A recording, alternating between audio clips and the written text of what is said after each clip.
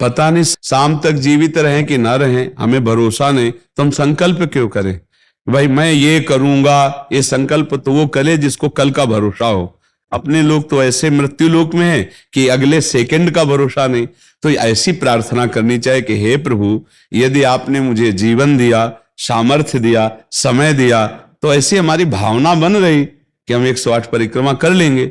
और अगर नहीं समय, नहीं शरीर सामर्थ्य रही, तो हम एक को नहीं करेंगे, तो कोई अपराध नहीं लगेगा। अगर संकल्प ले लिया कि अब 108 करेंगी, तो अब करना चाहिए। फिर देखो, संकल्प पूरा करना चाहिए।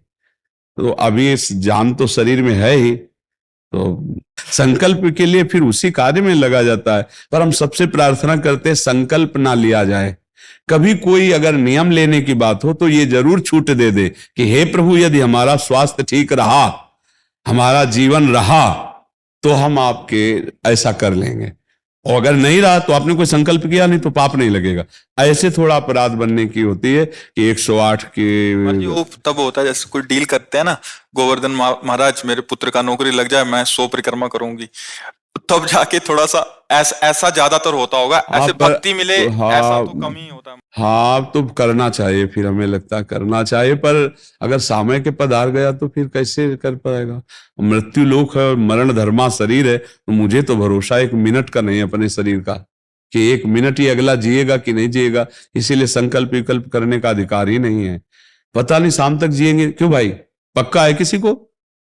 पता नहीं शाम तक जिएंगे कि नहीं, तो हम क्या संकल्प करें?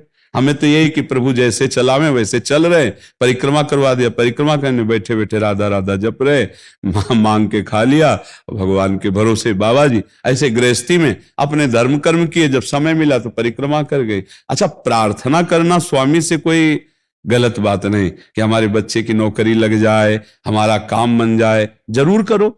भगवान से नहीं करोगे तो किससे करोगे? करना चाहिए। पर ये करके कि हमारी कामना पूर्ण कर दो, हम इतना करेंगे, फिर बंधन हो जाएगा। हम इतना क्यों करें? तुम्हारी परिक्रमा करेंगे, हमारा काम पूर्ण। स्वार्थी हो क्या?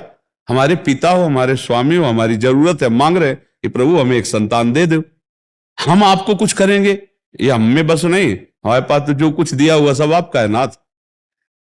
स्वाभाविक 108 परिक्रमा लग जाए, कोई बात नहीं। संकल्प मत करो, मांग जरूर लो, तुम्हें मांगना है। और छूट दे दो कि प्रभु यदि उचित हो तो ऐसा करना, अगर उचित ना हो तो प्रभु लाख बार मांगो तो भी पूरा मत करना। ये भक्तों की मांगे होती हैं, ये सत्संगियों की मांगे होती है कि नाथ मेरी आवश्यकता तो है, पर अगर आपको उचित लगे तो आप दे देना, और अगर उचित ना लगे तो मेरे मांगने पर भी आप ना देना। ये जब ये बात बनी रहती है कि जितना नाम जप होना चाहिए उतना नहीं होता, उतना, ये बात तो हमारे में भी है। इतनी पीड़ा तो हमको भी बनी रहती है कि जितना होना चाहिए उतना नहीं होता। इतनी पीड़ा हम अपने गुरुदेव भगवान में भी देखी। एक दिन उन्होंने कहा क्या बताएं, जीवन निकल गया, छक के नाम जपने को नहीं हुआ, रात दिन मंत्र में नाम में लगे गए, रात दिन 10 वर्ष समीप रह के सेवा में रहे। तो देख, बोले क्या बताऊं, पूरी जिंदगी निकल गई, छक के नाम जपले को नहीं मिला।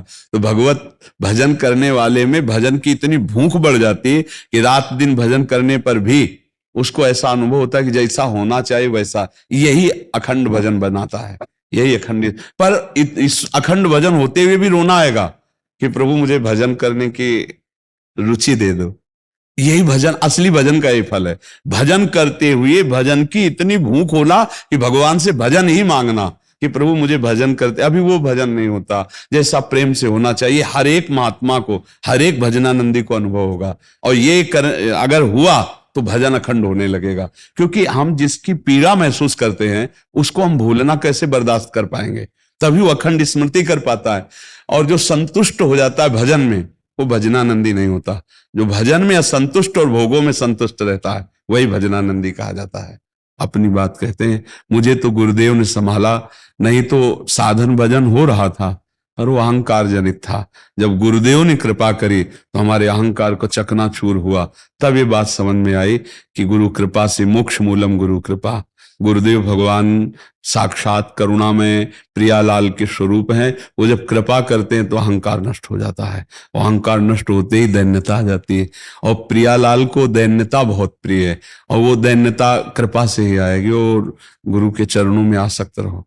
देखो, हम आपको गुरु महिमा की एक बात बता दें, जब हम कोरा कागज होकर गुरुदेव के चरणों में समर्पित होते हैं तभी हमारी हृदय में लिखा पढ़ी सही होती है। हम लोग क्या होते हैं, पूरा कागज रंगे हुए पहुंचते हैं और अपनी बुद्धि लड़ाते हैं गुरुजनों पर, इसीलिए हमारा काम बन नहीं पाता। यदि हम बच्चा बन के गुरु के चरणों में जाएं, जैसा बोले वो वैसा करने लगे, तो गुरु को भी पता नहीं चलेगा, ऐसे शिष्य की उन्नति हो जाएगी अध्यात्म की, क्योंकि उसने उनको भगवान माना है। देखो, एक हम प्रसंग कई बार सुना चुके हैं, एक उड़िया बाबा ने सुनाया था प्रसंग कि एक बंगाल के भगत के मन में आया कि मैं गुरु बनाऊं, तो एक प्रसिद्ध थे काली के उपासक उनके पास गए, और वो मदिरा पीते थे, वो जानते नहीं थे, वो मदिरा पिए हुए बैठे हुए थे।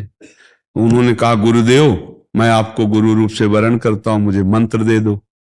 तो शराब के नशे में लड़खड़ाते हुए मंत्र बोले, तो अशुद्ध मंत्र और अशुद्ध अवस्था, पर वो सीधा सरल भक्त भगवान मान के गुरु की छवि लेके पूजा में रख के और मंत्र अनुष्ठान, अशुद्ध मंत्र। 1 साल ही हुआ कि मां भद्रकाली प्रकट हो गई, काली, और उनका बेटा तेरा गुरु ढोंगी है। तो उनका मां, पहली बात तो आप गुरु को ऐसा ना बोले, गुरु हमारे परब्रह्म है, आप ऐसा ना बोले। बोले बेटा तो बहुत सरल है, जानता नहीं, वो शराब पीता है, और जो मंत्र दिया ना वो अशुद्ध है, मां ने कहा।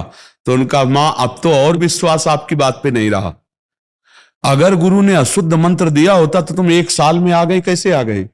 बोले बताने आई हूं कि मंत्र अशुद्ध है। तो उनका मां, मैं अपने गुरु निष्ठा और गुरु मंत्र को नहीं छोड़ सकता, आप जाओ। तो उनका बेटा, मैं तुम्हारी गुरु भक्ति पे प्रसन्न हुई और आज से मेरे सिद्ध करने का मंत्र यही होगा जो अशुद्ध मंत्र। ऐसा गुरु भाव किया जाता है।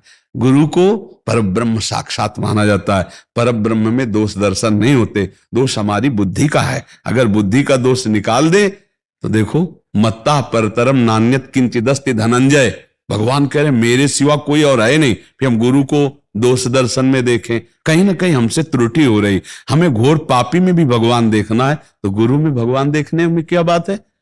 विचार करके देखिए, जब हम गुरु में भगवान देखते हैं तो अपना समर्पण करते हैं, और जब वो हमारे साथ उल्टा व्यवहार करते हैं और हम सह जाते हैं तो हमारा अहंकार नष्ट हो जाता है। वहीं रहकर उसको चोट पहुंचने दो अहंकार को, और अहंकार जब मिटिया मेट हो गया तब कृपा उदय हुई, तब समझ में आया को हो साक्षात परब्रह्म गुरुदेव हैं। गुरुर् ब्रह्मा गुरुर्विष्णु गुरुदेव महेश्वरा, गुरु साक्षात परब्रह्म तस्मै श्री गुरु। गुरु में भगवान बुद्धि करना बहुत कठिन बात है, सबसे कठिन बात विश्व में, समझ लो। गुरु में परब्रह्म बुद्धि करना, और गुरु में परब्रह्म बुद्धि नहीं तो कुछ भी कर ले, अहंकार नष्ट नहीं होगा।